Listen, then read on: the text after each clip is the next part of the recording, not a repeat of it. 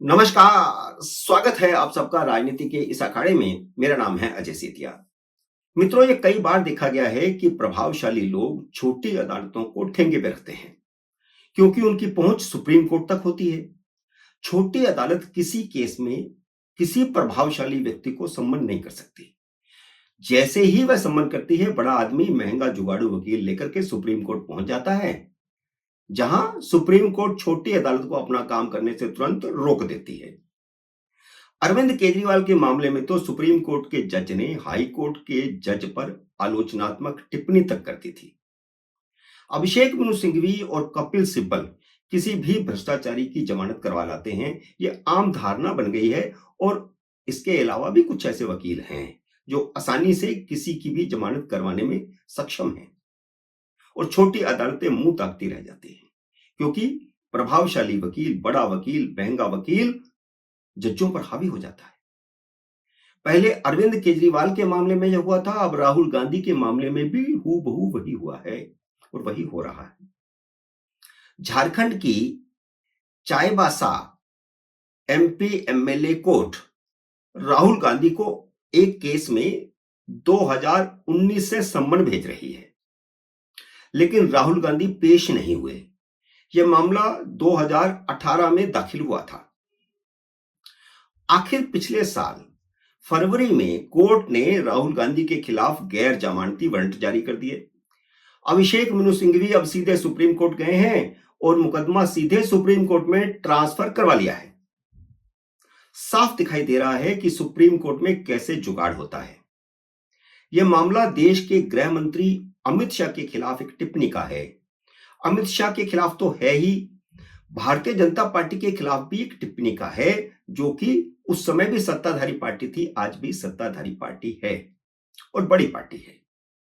Supreme court को चाहिए था कि वह राहुल गांधी को कहती कि वह एमपी एमएलए कोर्ट में पेश हो, छोटी अदालत को अपना काम करने देती।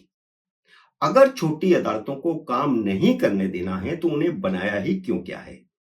या तो फिर सुप्रीम कोर्ट इसी मामले में ही कह दे कि छोटी अदालतें सिर्फ उन लोगों के लिए हैं जो प्रभावशाली नहीं हैं, जो महंगे वकीलों की फीस नहीं दे सकते, जो सुप्रीम कोर्ट तक नहीं आ सकते। छोटी अदालतें सिर्फ उनके लिए हैं। राहुल गांधी ने 2019 के लोकसभा चुनाव में अमित शाह को हत्यारा कहा था, और यह बात 2018 की है। चुनावों से 6, 7, 8 महीने पहले की बात है ये। तब अमित शाह भाजपा के अध्यक्ष थे। राहुल गांधी ने यह भी कहा था कि भाजपा को भी कोई और नहीं मिला, उसने एक हत्यारे को अपना अध्यक्ष बना लिया। यह सीधी सीधी भाजपा पर टिप्पणी है।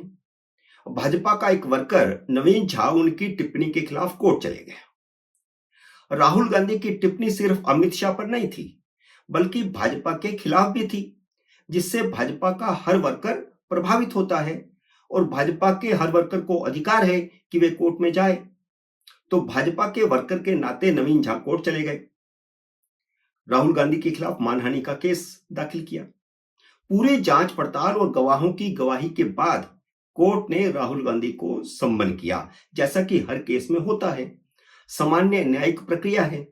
राहुल गांधी ने एमपी एमएलए कोर्ट के आदेश को अपने ठेंगे पर रखा। वह अपने वकील के माध्यम से रांची हाईकोर्ट गए कि केस बेफजूल का है, इसे खत्म किया जाए।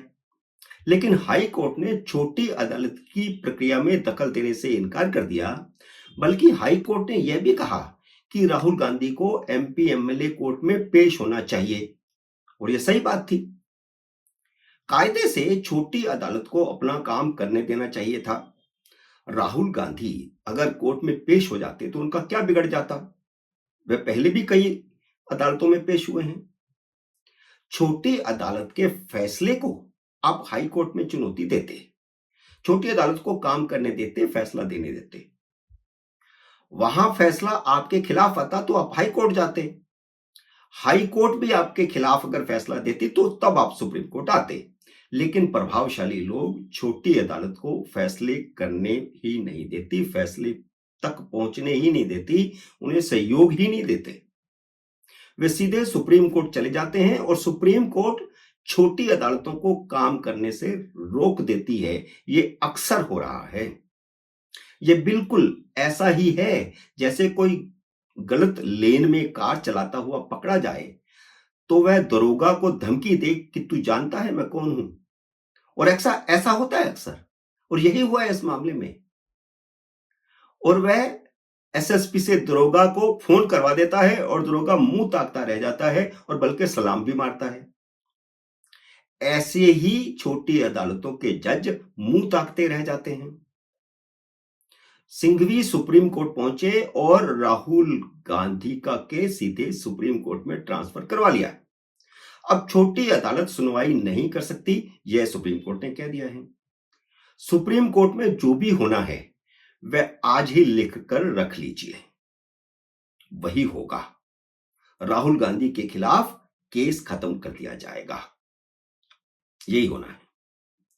अभिषेक मनु सिंघवी की दलील है कि जिस बंदे ने केस दर्ज किया है वह सीधे तौर पर राहुल गांधी की टिप्पणी से प्रभावित नहीं है।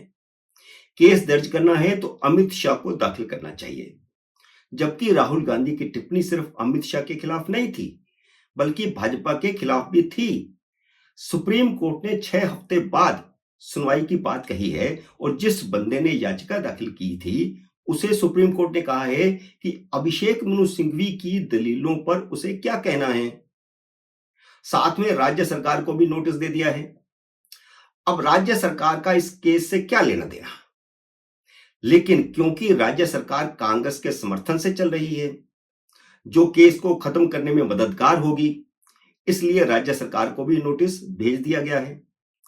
केस को खत्म करने की पूरी रणनीति बना ली गई है।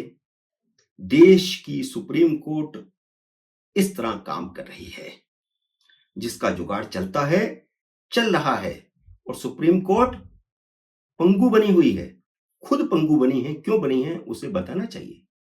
जैसे 15 साल से ऊपर जो कार चल चुकी हो वह कार दिल्ली में नहीं चल सकती।